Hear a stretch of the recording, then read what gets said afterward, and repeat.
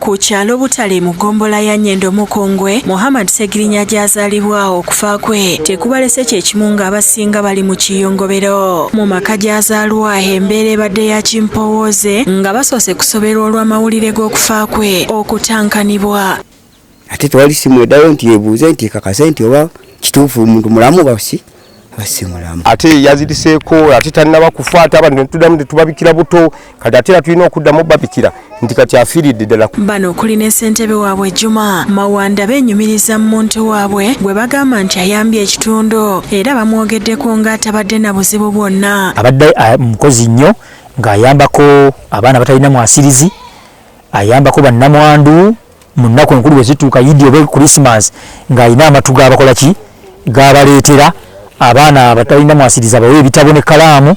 Kale Segirinya tumwenyumirizaamu nnyo ng'ekyalo. Ssengawe Maria Nakanwaje atubuulidde nti Segirinya yava waka ku myaka 14 n'atandika okupambana ng'enjogera y'ennaku zino bweri era nti okufa kwe kubalekedde eddibu ddene. N'agenda yasomera eyo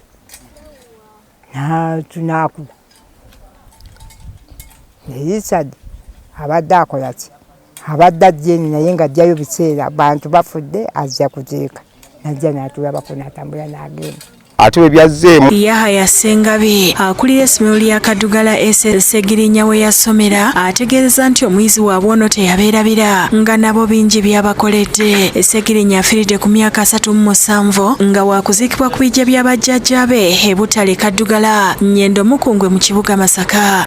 Amasomero genyumiriza mu bifaananyi eby'abantu bwe batyo n'abayizi bangi bwe bawulira nti abantu nga Honorable Segirinya yaliko e Kaddugala oba oliawo baali badde bafuna amaanyi ageeyongera okusoma. N'okuva mu Kawempe North, Segirinya gy'abadde akiikirira abayo mu Parliament bamukungubagidde n'okumusiima olw'ebirungi by'abakoledde. Allah era mulamuze kisa embeera adda alina embeera ze yeeyisaamu nga za muntu w'obulijjo nga teyeegulumiza. Segirinya mujjukirako nti newankubadde ffe tuli beeno nabweru naye twali obuyambi bwe yali akoze mu kitundu kyakiikirira ekya Kawempe ng'ayinayo eddwaliro eryali liyamba buli muntu. Kyannaku ddala nti tufiiriddwa omukulembeze ali practical abadde akola ebintu bye mu ngeri ey'enjawulomu.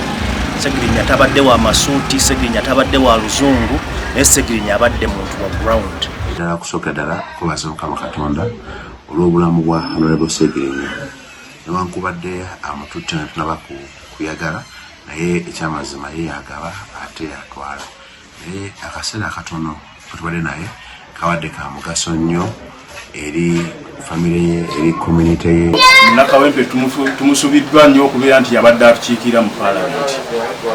Ekyokubiri services z'abadde atuwa nga bannakawempe era nazo tujja kubeera nga tuzimiisinga. Fatuma Nalubega ne Jacinta Bwanika be bakusakidde ekkulire lino ku Lwabukedde TV.